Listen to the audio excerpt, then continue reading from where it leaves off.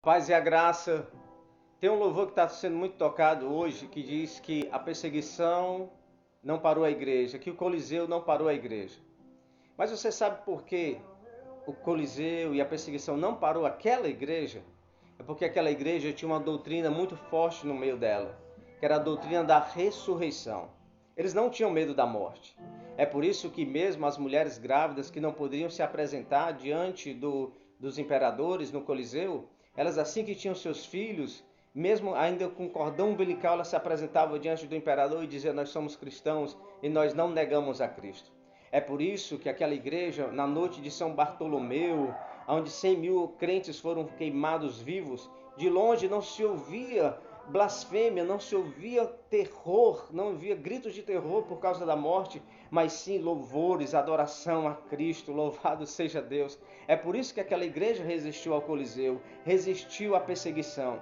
A pergunta é: esta igreja de hoje, ela está preparada para mesmo diante da morte não negar a Cristo? Porque ainda existe uma pergunta ecoando na eternidade. Uma pergunta que o apóstolo Paulo fez no capítulo 8, versículo 35 em diante de Romanos. Quem nos separará do amor de Cristo? Será a perseguição, a tribulação? Será a angústia? Será a fome, a nudez, o perigo ou a espada? Porque como está escrito, fomos entregues à morte o dia todo. Fomos reputados como ovelhas ao matadouro, mas diante de todas essas coisas, somos mais do que vencedores por meio daquele que nos amou.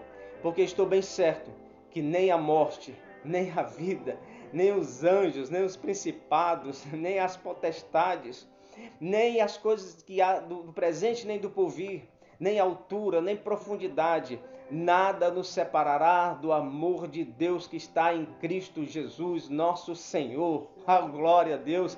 Essa é a nossa convicção, irmãos, que nem a morte, nem a vida, nada pode nos separar dele. É isso que nós temos que ter hoje na igreja de hoje. Porque mesmo diante da perseguição que vai vir, mesmo diante da ameaça de morte que vai vir, nós vamos permanecer fiéis, porque Ele vai ser sempre fiel conosco. Que Deus te abençoe e que Deus te guarde, em nome de Jesus.